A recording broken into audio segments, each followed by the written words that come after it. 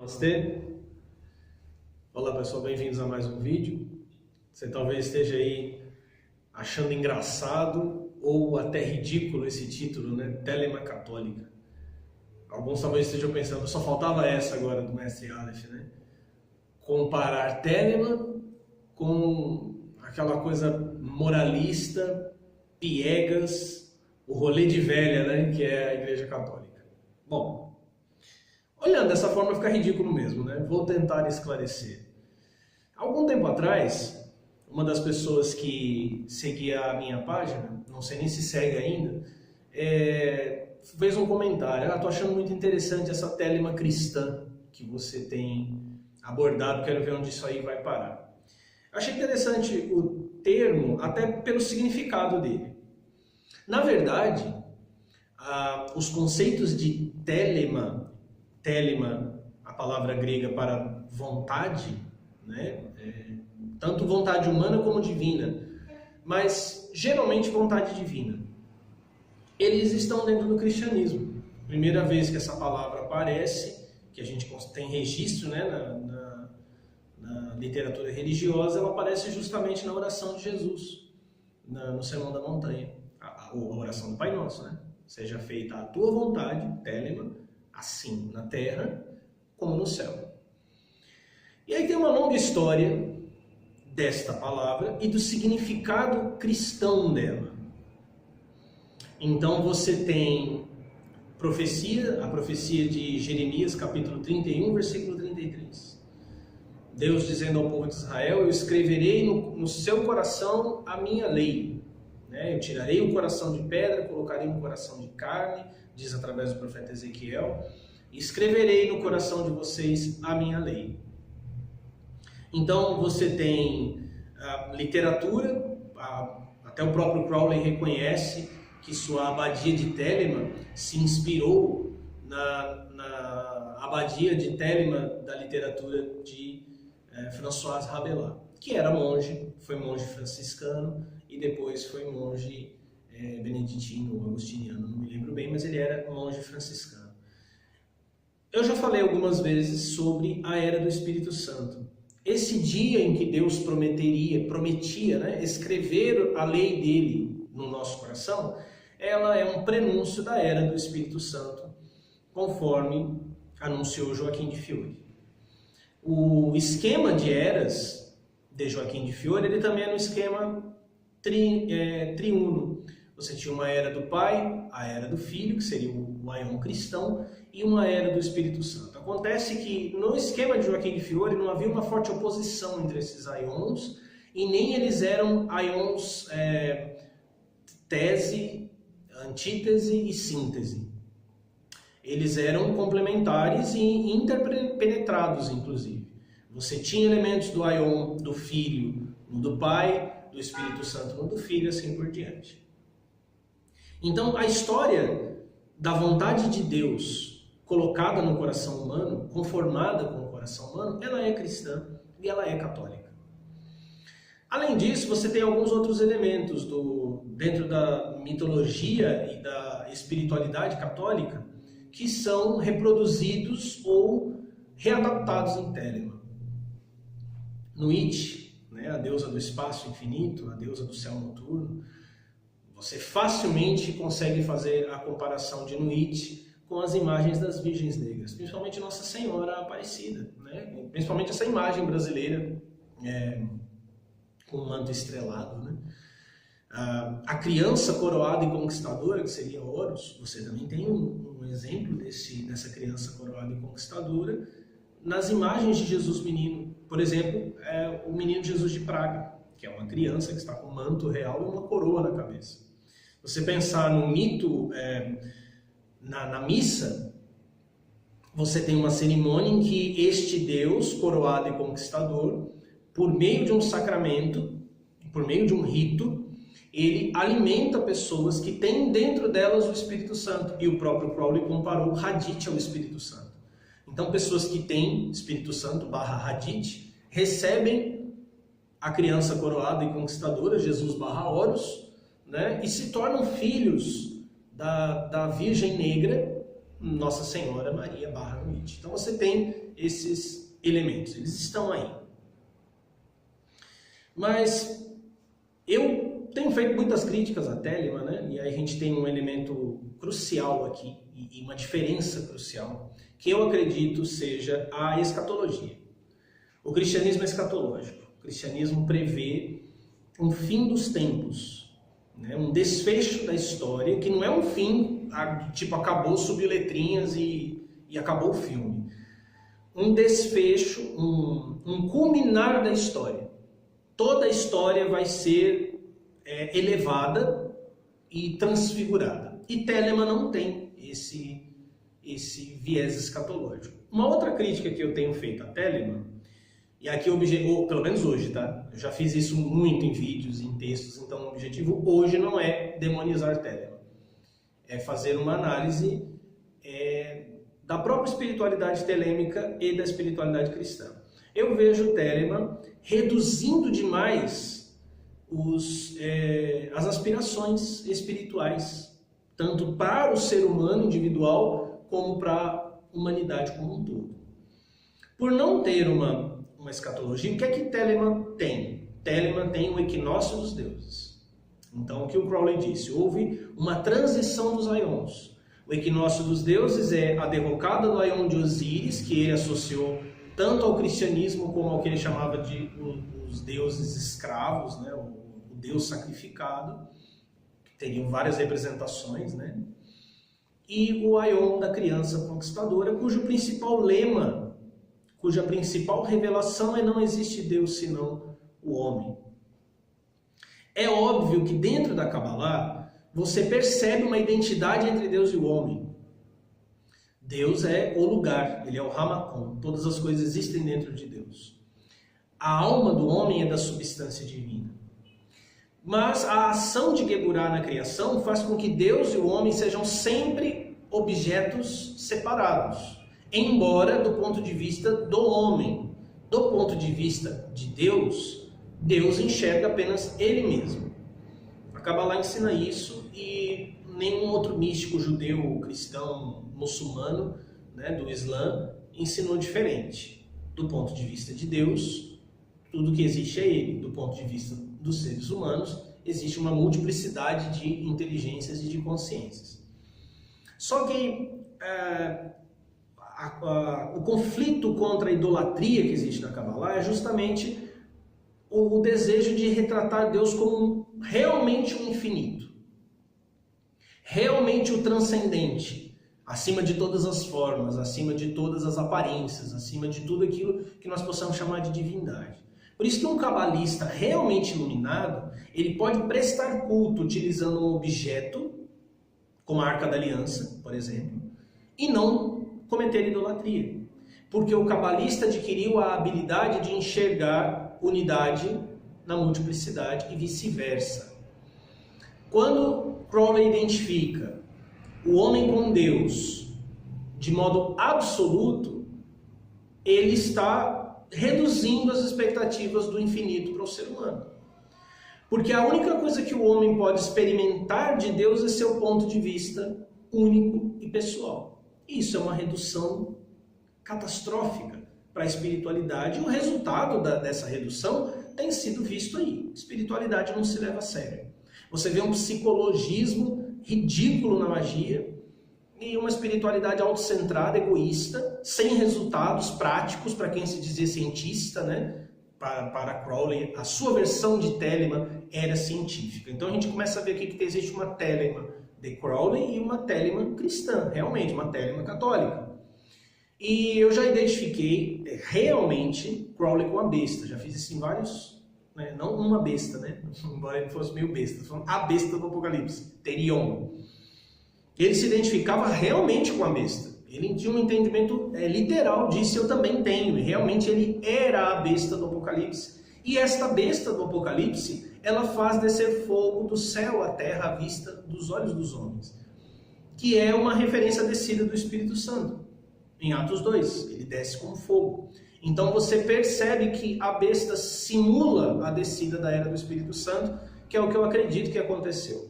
O trabalho de Crowley veio antes da manifestação dessa era do Espírito Santo, simulando e até distorcendo. Bom, outro elemento crucial, importantíssimo, é a maneira como Crowley aborda a Kabbalah.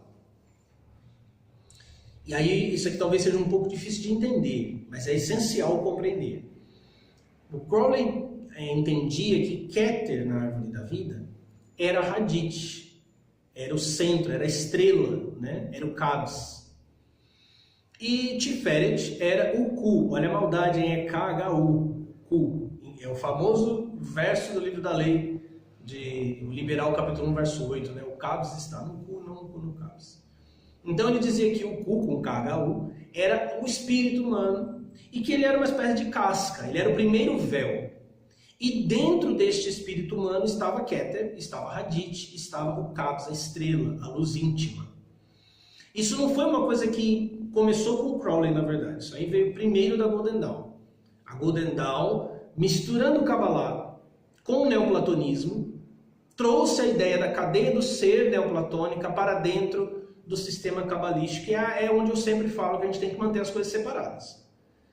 O sistema cabalístico, ele tem similaridades com as ideias, com a teurgia neoplatônica, mas similaridades. A maneira de experimentar a unidade divina, ela é radical e totalmente diferente. Se você mistura as coisas, se você tenta sintetizá-las, você acaba perdendo alguma parte. A Golden Dawn perdeu.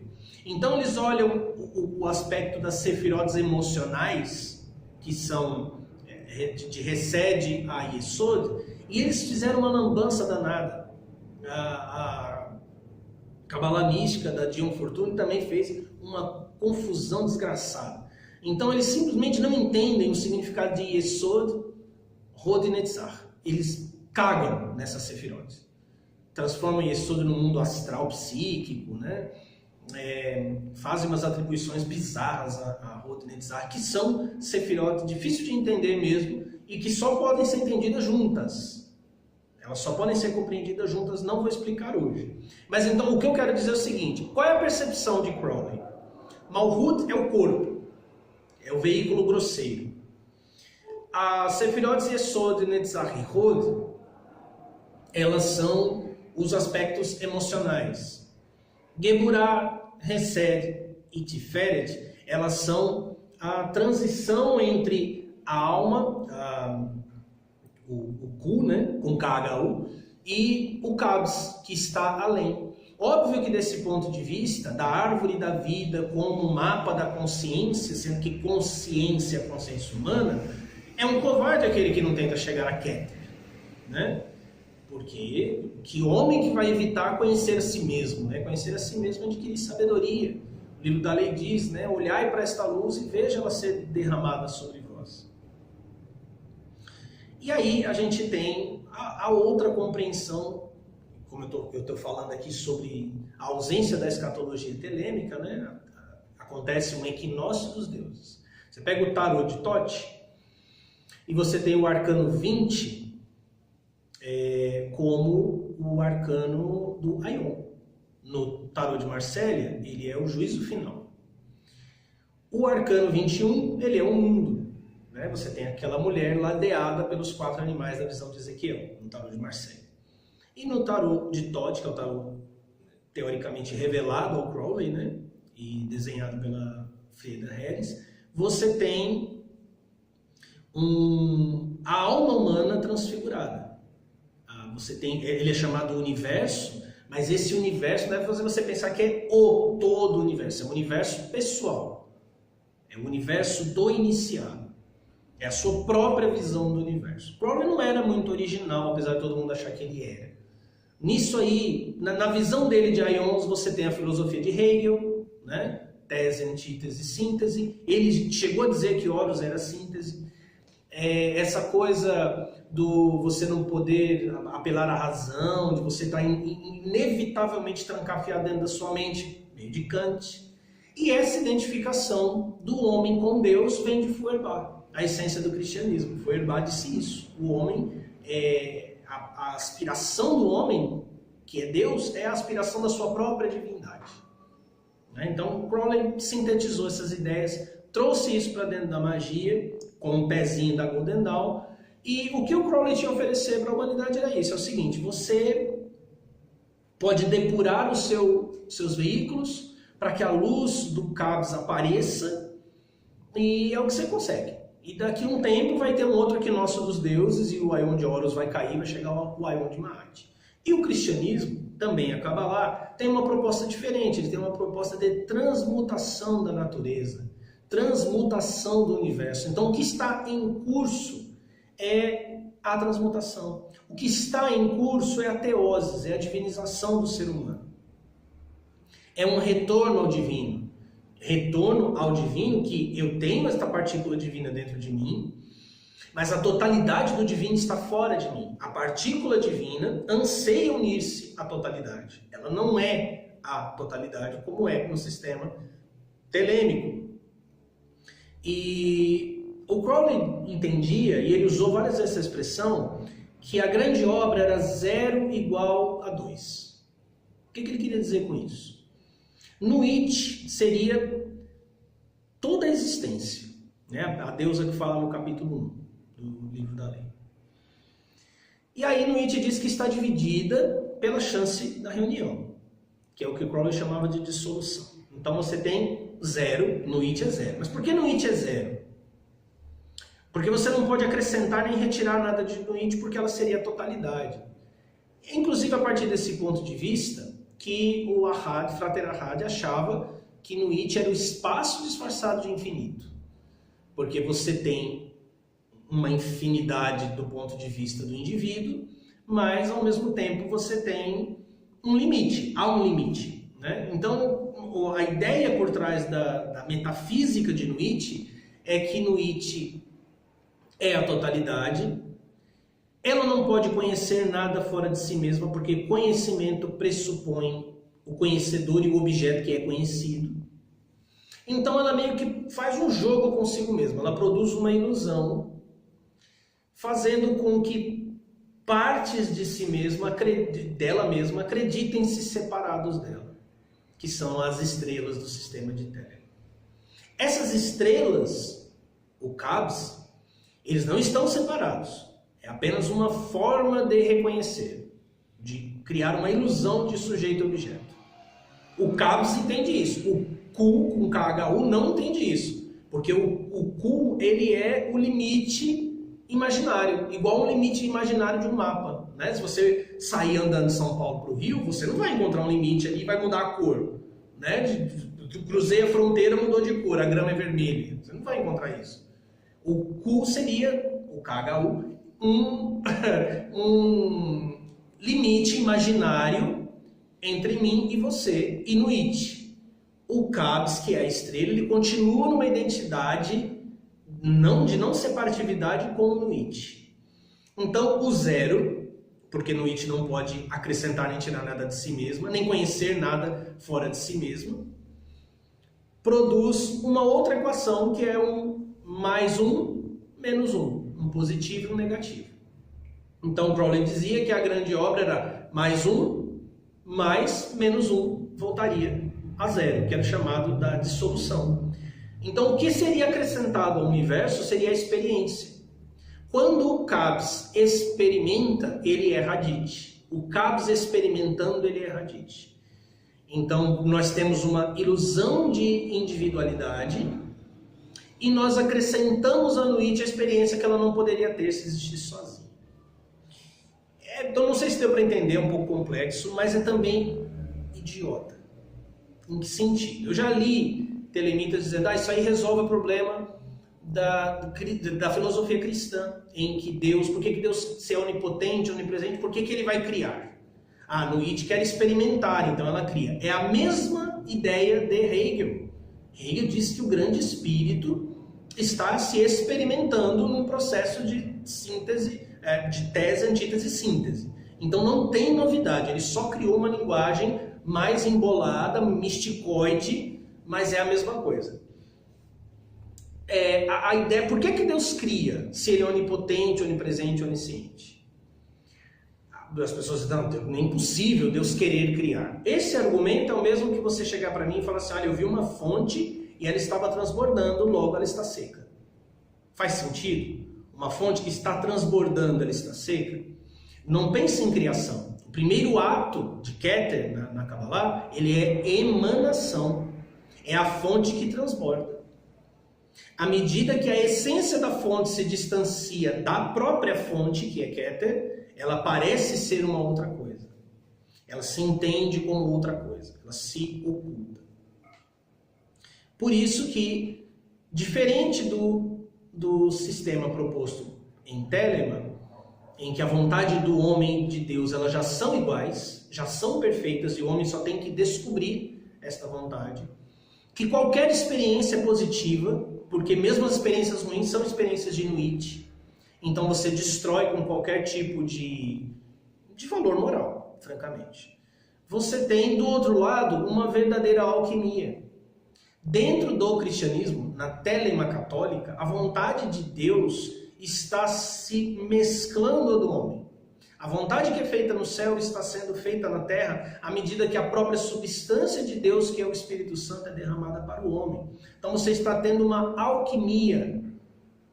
Deus não é tudo em todos, mas Ele será tudo em todos. Algo está sendo acrescentado ao universo e este acrescentar provoca uma transformação. Não sei se deu para entender isso.